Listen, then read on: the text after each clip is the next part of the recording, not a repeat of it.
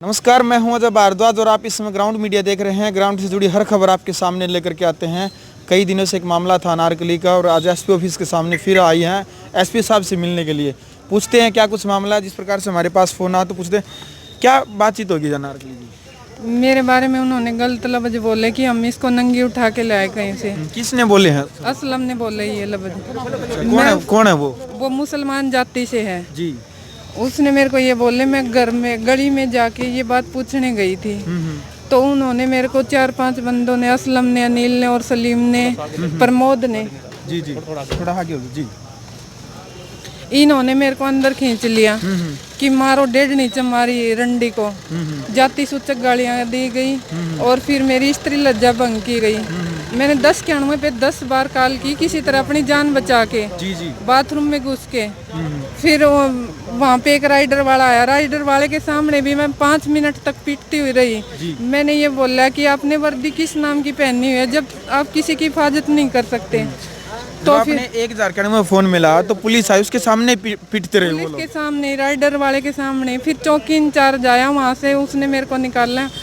फिर मेरी सहेली राधा है, वो मेरे को मेडिकल में लेके गई। इतना होने के बाद उसका चाचा, असलम का चाचा मेरे घर आया।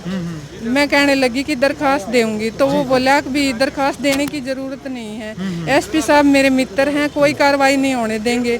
और वही बात मेरे साथ हो रही है। मैं एसपी साहब पर कोई इल्जाम नहीं लगाती, एसपी साहब बहुत बड़ी आदमी है। तो उन्होंने, मैं 4 दिन तक एडमिट रहती हूँ, 1091 पे मैं ही कॉल करती हूँ। उसके बाद मेरी आंख में दिक्कत होने के कारण मुझे रोहतक रेफर किया जाता है। फिर एसएचओ साहब ने यहाँ सिटी थाने में बुलाया तो बजरंग दल वाले भाई मेरे को ज़्यादा दिन, 2 महीने के करीब हो गए थे घूमते हुए, कहीं मेरे को न्याय नहीं मिला। फिर बजरंग दल वाले मेरे को मिले, इन्होंने मेरे को न्याय दिलाने की पूरी उम्मीद है, मुझे विश्वास है कि ये भाई जरूर दिलाएंगे मेरे को न्याय। ये तो झगड़ा किस बात पे हुआ था स्टार्टिंग में? जैसे जब कोई भी बात होती कहते हैं ना कि एक हाथ से ताली नहीं बजती, स्टार्टिंग में कहाँ से क्या बात हुई थी? झगड़ा इस बात को लेकर हुआ कि उन लोगों ने मेरे बारे में गलत बोला जी। इस बारे में, मतलब एक उलाहना देने गई थी मैं गली में, वो भी उनके घर नहीं, अंदर नहीं गई। इस बात को लेकर झगड़ा हुआ था। तो अभी उनके ऊपर केस नहीं, जैसे आपने कंप्लेंट डाली, केस नहीं हुआ है? नहीं, उनके ऊपर नहीं, उल्टा मुकदमा मेरे ऊपर ही दर्ज कर दिया। मेरे ही चोट में 1091 पर कॉल करूं, 4 दिन एडमिट रहूं, रोहतक रेफर किया जाता है और मेरे ऊपर ही झूठा मुकदमा कर दिया। पुलिस ने पैसे लेकर, दीपक इंचार्ज ने, एसएचओ और डीएसपी साहब भी, डीएसपी साहब के मैं 3 बार पेश हुई, डीएसपी साहब ने मेरी कोई सुनवाई नहीं की। एसएचओ साहब ने अनेक क्षेत्र में मेरे को बुलाया और मेरे ऊपर प्रेशर बनाया कि राजीनामा कर लो। मैंने एसएचओ रोहतास डुल को ये बात बोली कि आपकी बेटी होती तो आप उसके लिए क्या करते? वो बोलते मैं गोली मार देता, जान से मार देता, काट देता। फिर उसके बाद मैं कहा कि मैं आत्महत्या कर लूंगी अगर आप मेरे को न्याय नहीं दोगे तो वो कहने लगे कि एक लेडीज ने ऐसे ही धमकी दी थी, उसकी लाश को फूकने वाला कोई नहीं मिला। फिर एसएचओ साहब ने मेरे को, मेरी सहेली है राधा, उसके घर पे भी 2 बार जा चुके राजीनामे के लिए। मुकदमा मेरे ऊपर दर्ज है, तो मतलब महकमे वाले मेरे ऊपर प्रेशर क्यों बना रहे हैं समझौते के लिए? मेरी तो कभी एफआईआर दर्ज भी नहीं हुई अभी तक है। मैं चाहती हूँ कि मेरे को न्याय दिया जाए।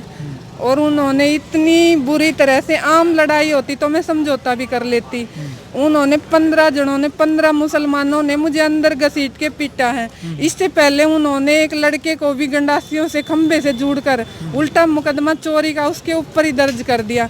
वही बात मेरे साथ हुई है। वो पैसे वाले हैं, वो कहते कि हम प्रशासन को भी खरीद लेंगे और वही बात हो रही है, मेरी कोई सुनवाई नहीं हो रही। बजरंग दल वाले, हरीश भाई, सुशील शास्त्री और ये एसपी साहब से मिलने के लिए आए हैं। एसपी साहब ने पुष्पा खत्री को, डीएसपी पुष्पा खत्री को दी है और मुझे उम्मीद है कि एसपी साहब मुझे न्याय जरूर दिलाएंगे। क्या मांग आप प्रशासन से, पुलिस प्रशासन से, ग्राउंड मीडिया चैनल के माध्यम से क्या मांग करते हैं आप? मैं ये मांग करती हूँ कि मेरे को न्याय मिले। मेरे साथ नाइंसाफी हुई है, मेरी हिम्मत टूट चुकी है। मुझे जिस दिन न्याय मिलेगा मैं उसी दिन चैन से जी सकूंगी।